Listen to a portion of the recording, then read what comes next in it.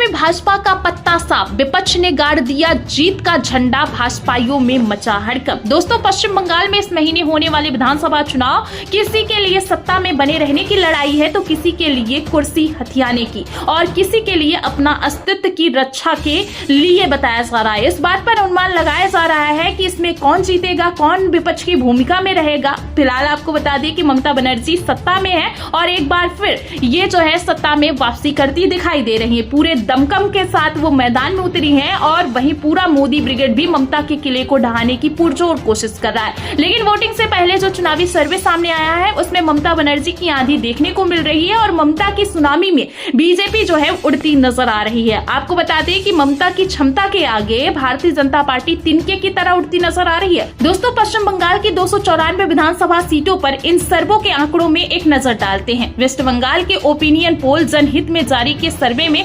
294 में से 232 सीटें टीएमसी के खाते में जा सकती हैं। 51 सीटें बीजेपी के खाते में जाते हुए दिखाई दे रही है और अन्य के खाते में 11 सीटें या जाने का अनुमान बताया जा रहा है। इसके साथ ही दोस्तों, बी प्रिसाइड के सर्वे में बताया गया है कि टीएमसी के खाते में 206 से 218 सीटें जा सकती है। 75 से 85 सीटों पर बीजेपी को संतोष करना पड़ सकता है और 2 से 5 सीटें जो है लेफ्ट कांग्रेस के हाथों में और अन्य के खाते में 0 सीटें जाने का अनुमान है। और बताया जा रहा है कि ममता बनर्जी के कामकाज से जनता काफी खुश है और कई योजनाएं भी हैं जिसमें लक्ष्मी भंडार, स्वास्थ्य साथी, कन्या और योजनाओं का जो जमीन पर असर दिखाई दे रहा है वो प्रिसाइड के सर्वे में ममता बनर्जी की पकड़ मजबूत करता नजर आ रहा है। इसके साथ ही एक और सर्वे जिसमें आप देखेंगे कि टीएमसी की तरफ महिला वोटरों का रुझान बढ़ रहा है। ममता बनर्जी की वेलफेयर स्कीम का असर जो है दिख रहा है और महिला वोटर उनकी तरफ जाती हुई दिखाई दे रही है। और आपने देखा है कि इसके पहले जो भी चुनाव हुए हैं,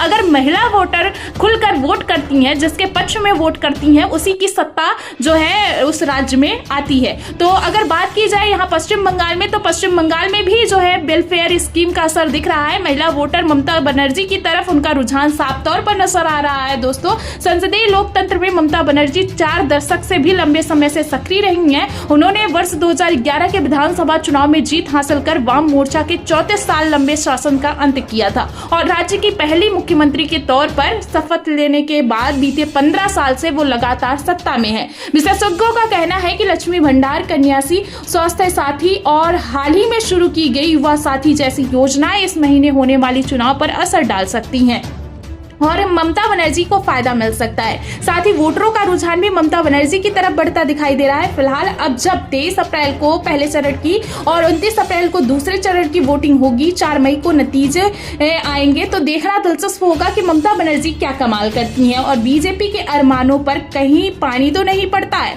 फिलहाल ये देखना दिलचस्प होगा। आप सभी को क्या लगता है, किसकी जीत होगी, किसकी हार होगी, किसकी सत्ता फिर से आएगी या कौन किसके सपनों को टूटता एक बार फिर देखना चाहते हैं? कमेंट में अपनी राय जरूर दें।